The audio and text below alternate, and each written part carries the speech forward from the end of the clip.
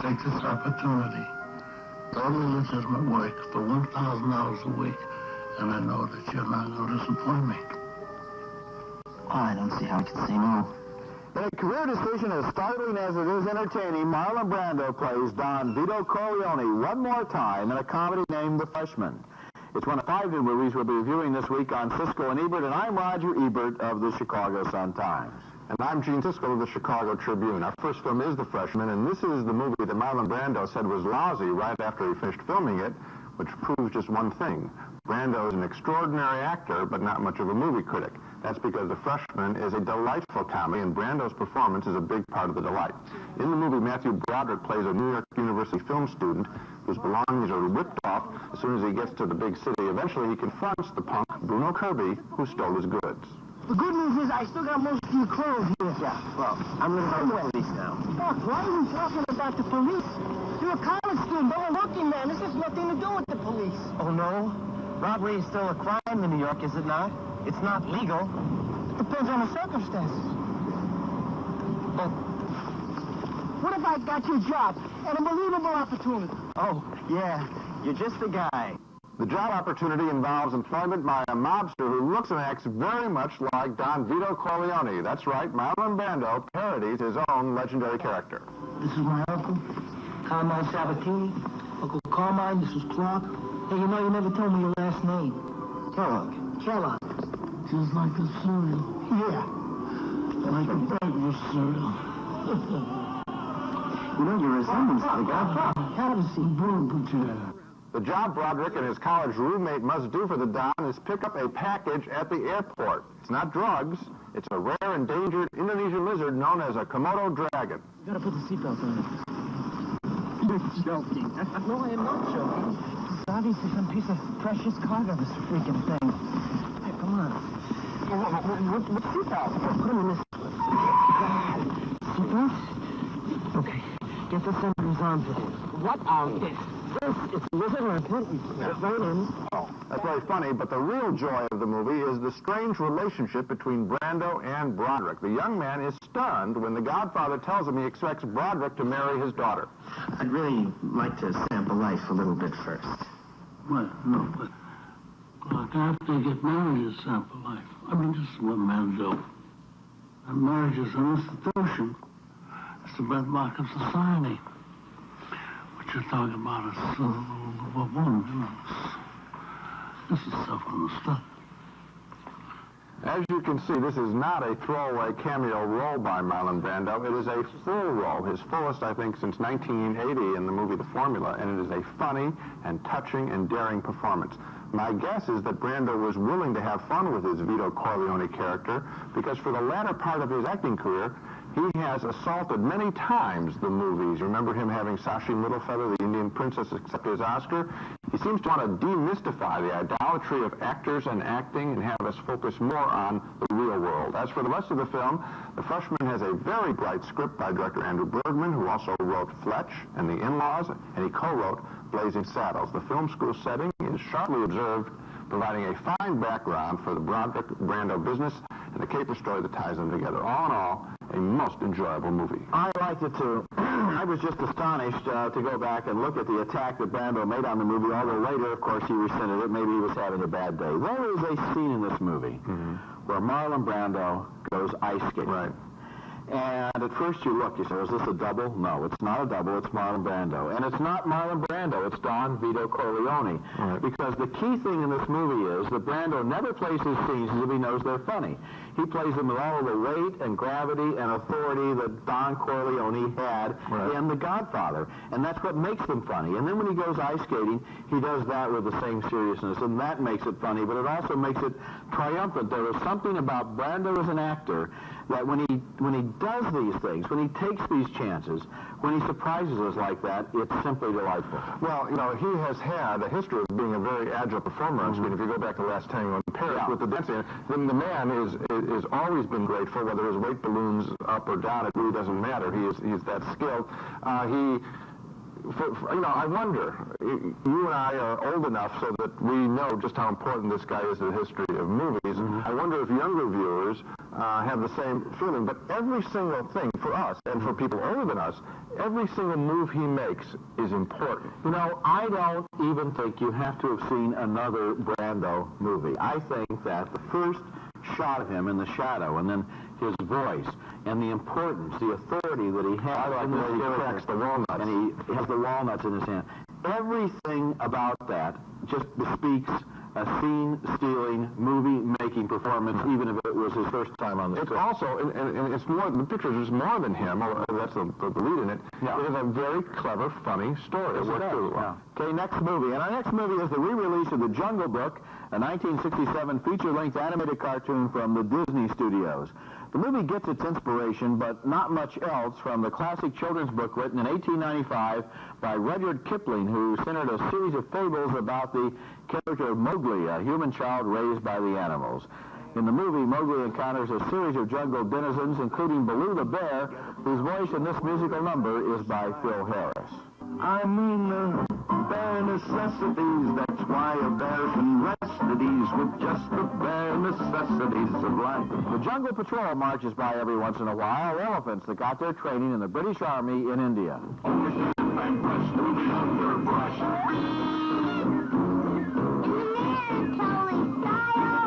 Louis Prima does the voice for King Louis the Ape and sings I Want to Be Like You to Mowgli, who, since he was raised by animals, doesn't even know that he's like himself. I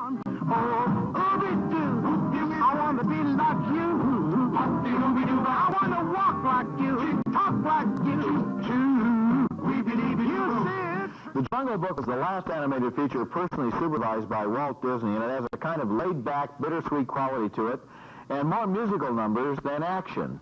Mowgli is one of the least interesting heroes in any Disney feature cartoon, and the animals in his jungle seem to turn up like acts in a vaudeville show doing their numbers and disappearing into the wings or the woods. The scene stealer is a snake who sometimes gets twisted up in his own coils, but the other animals are fairly innocuous, and the jungle itself is never a convincing presence in this movie, not like the forest is in Bambi. The Jungle Book is not one of the best of the Disney animated features. It's not one of the classic films. I think it was well drawn for me. Not in the backgrounds. The backgrounds are flat and they don't even try there. But I was waiting for you to mention the snake. Snake, Ka, I think is the name of the snake, is fabulously drawn, and that's the same kind of inspiration. It's a different drawing style, which took a while for me to get used to. I think we're used to in the classic films of that more rounded, softer kind of animation. Here, it's sketched out. I also happen to like the way the panther was drawn with, I guess it's George Sanders doing the voice. I thought that these those animals, I thought, were particularly well done. I like Ka the snake has a great scene where he has Mowgli wrapped up in his coils, and he's being cross-examined by the panther, and he lets down one coil and then another coil, but you never see both coils at once. Right. And it's exceedingly. There are some nice sequences. It's a nice film, but it's not. I don't even know whether to recommend it or not compared to some of the stuff like Little Mermaid or Pinocchio, Snow White. It's not as good as in that league. It's not in that league, but I took my kids to it. I enjoyed it. I wasn't bored while they were sitting there. I guess I would recommend it for what it is rather than for what it isn't. Well, that is coming up next, sort of a Top Gun set on land and sea. Charlie Sheen stars in Navy SEALs. Cool off. Oh, I am cool. SEALs, and a Navy SEAL, as I understand it from this movie, is a member of an elite commando force that does the dirty jobs of our armed forces, fighting terrorism in every corner of the world at a moment's notice. They just drop their golf clubs and beer bottles and fly off to danger. Like Top Gun, this movie is really a glorified recruiting film, as in this scene in the Middle East, with team leader Michael Biehn and Charlie Sheen in action against Arab terrorists. Your last time.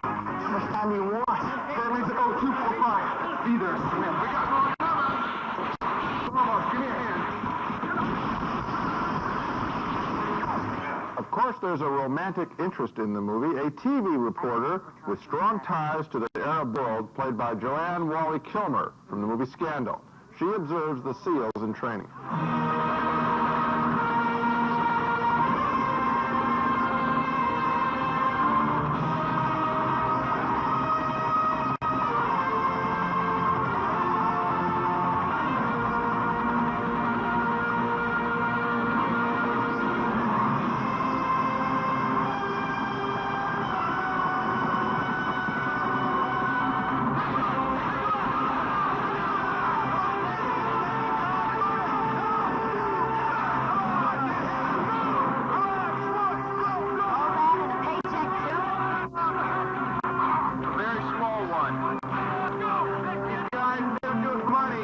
The main story in the film is the SEALs' efforts to destroy Arab terrorists who have a load of stolen American missiles and are holding American soldiers captive.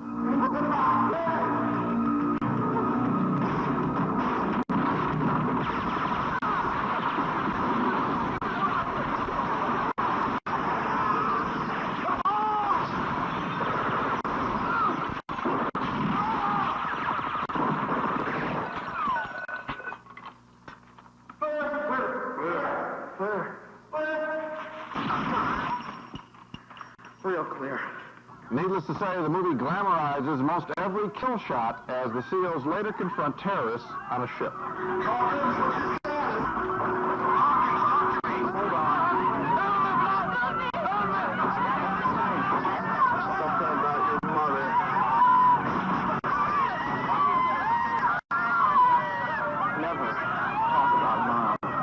At times, Navy SEALs is really not much more than a violent music video. Some scenes are cut that way, with the boys cutting up among themselves and then cutting down the enemy.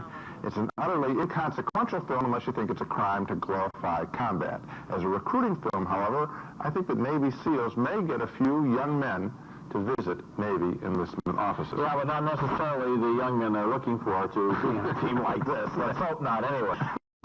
This was really a dumb film. The same 6 or 7 guys are sent on every mission. It's like the Navy only has these 7 guys. Okay, we have 5 top secret, high priority emergency missions, and you're going to go on every one of them. And then, of course they're not really that good. You know, it's 5 men more than Rambo, just so... Well, I guess so. It's redundancy built in there. But they're not really that good. They're always making mistakes and getting lost and driving around Beirut in a car that they don't know where they're going. What I think is the neat driving in the way. I think the thing that'll turn people on is that they have, or amuse them, is have, you know, microphones like Madonna wears in her concert, so they can be in constant... so they can explain things, because it's all in the shadows, so they can say sneaking up on you, and then you know what's happening. The other thing I like is the Arabs in this movie invariably get behind a Navy SEAL, hold a rifle like this, and then say something. And then the Navy SEAL turns around and shoots him. The talking killer. Yeah, the talking killer, the policy of the talking killer. It wasn't subtitled, but apparently what they said was, I'm an Arab terrorist, please turn around and shoot me before I can shoot you. Right. And then they did. Very, very dumb. When we come back, a small-town girl falls in love with a guy who may have committed mass murder in the unbelievable truth. Seems like a nice man. You think so? I mean, after his kills your sister and your father? I'd keep a lid on it. The Nation speaks about Tropicana Twister. It's a little on the iffy side. Tropicana Twister, deliciously tempting flavor combinations Mother Nature never dreamed of. Might be fine for some, but not for the Bufords. Enticing flavors like orange passion fruit. Works for me. Tropicana Twister, flavors Mother Nature never intended, but should have. We'll try it. We certainly will not. Our next movie is named The Unbelievable Truth, and this is an offbeat and unpredictable comedy set in a small town on Long Island and starring Adrian Shelley as a rebellious, tousle-headed teenage girl who falls in love with a taciturn stranger who turns up in town one day. He's played by Robert Burke, and local gossip has it that he's just been released from prison after committing multiple murders. Right now, he's happy to have a job in a garage run by the girl's father. Listen, do you want to take a walk somewhere? Where to? Anywhere. Why? There's something I want to tell you about me. I don't want to hear it. It's important. What good will it do? I think you should know.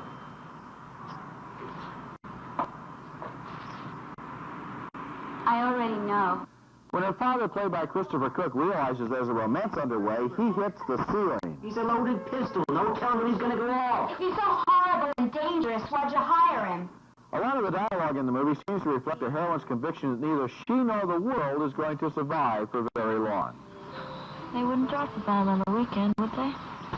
Who knows? Could be some freak accident happens and boom, the history of human endeavor splashed down the toilet. The Unbelievable Truth is one of those movies that seems to come out of the same universe as Twin Peaks, a world where the everyday routine of small-town life is interrupted now and then by hints of unspeakable terrors that are lurking just out of sight. The movie sometimes tries too hard for its effects, but I like the fact that the characters were complete originals, especially Christopher Cook as a father who wants to do the right thing, and although the movie didn't leave me with much after it was over, it never bored me along the way. It was interesting. Well, I was bored along the way because I thought the characters were wildly overwritten and not with much wit. The father who wants to do the right thing, basically he wants a lot of money. That's why he's willing to let his daughter model for $1,000 shot lingerie ads. He's willing to make kind of a compromise. I don't know if that's the right thing at all. The other characters, the daughter, her main passion is being the independent daughter and then worrying about the world. And it's just sort of left there, and the fear of the apocalypse. And then the stranger in town. It's so arch that I didn't feel it was very lifelike. The people.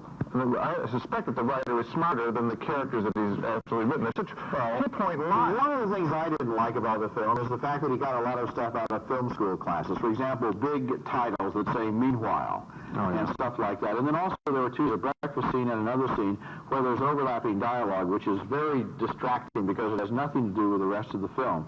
So this is very marginal, but I did enjoy it enough to recommend it. These are really ordinary outsider characters. They're just taking stock and barrel from other pictures. Coming up next, a racial comic drama with a controversial title, How to Make Love to a Negro Without Getting Tired. The film is caught in the story because of its provocative title, How to Make Love to a Negro Without Getting Tired. Take away that title, and what you have here, I think, is a rather tame movie that I think seriously tries to make fun of and diminish the racial stereotyping of blacks. The French-Canadian film is set in Montreal, where an African writer befriends a series of white women.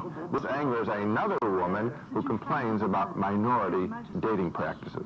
Moi, ce que je comprends pas, c'est qu'ils vont les bosser. Les déclarés, ils sortent comme ça, par grappe, de leur trou, juste pour emmerder les gens avec leur tambour. Écoutez, faut pas tout mélanger comme ça. Un emmerdeur est un emmerdeur. Et les Noirs ne sont pas tous des dragueurs. Respectez la fille, sinon on ne tient plus personne. The subject of the novel this man is writing is his mentor and roommate, a religious contemplative soul. Son copain passe son temps couché sur un divan à ne rien faire, à part qu'il lit Freud et le Coran de temps en temps. Et après? Le reste du temps, il écoute du jazz. Ah, j'aime ça. J'aime l'idée du type qui fout rien. C'est normal, Bouba. Je suis toi. The main relationship in the picture is between the writer, actor Isaac de Bankole, and a rich young woman interested in literature played by Roberta Bizot. C'est pas si mal pour une fille de Westmount. Oh, qu'est-ce que t'as contre les riches? Qu'est-ce que j'ai contre les riches?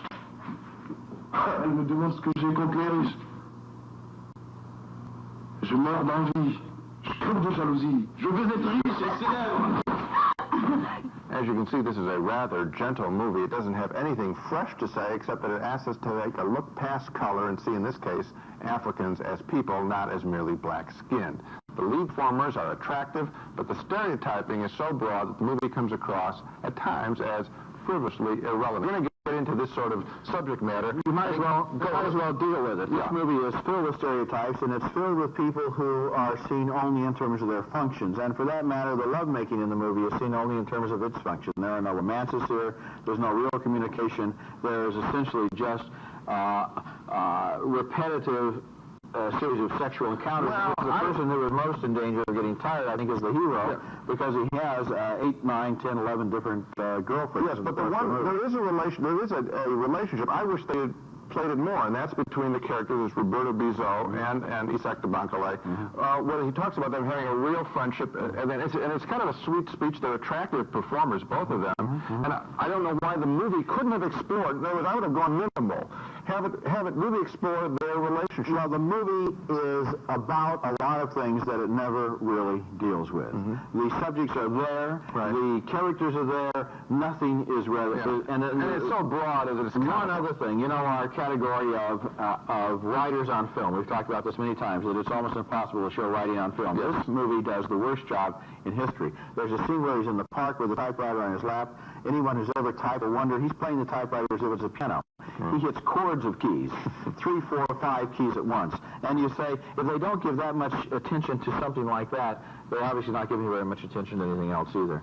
Let's take another look at the movies we reviewed on this show. 2 thumbs up for The Freshman, the delightfully original comedy by Andrew Bergman, with fresh performances by Matthew Broderick and Marlon Brando.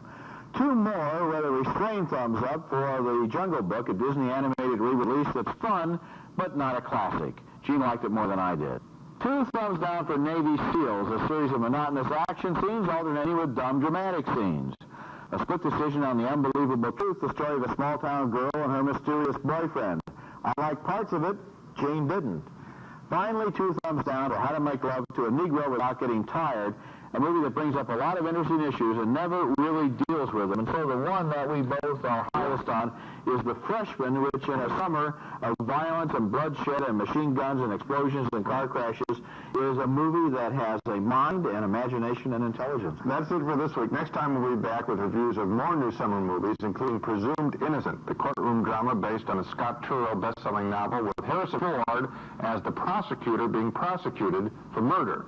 Also, Spike Lee's new movie, Mo Better Blues, the story of a jazz musician, Denzel Washington, struggling to balance romance and his career. That's next week, and until then, the balcony is closed.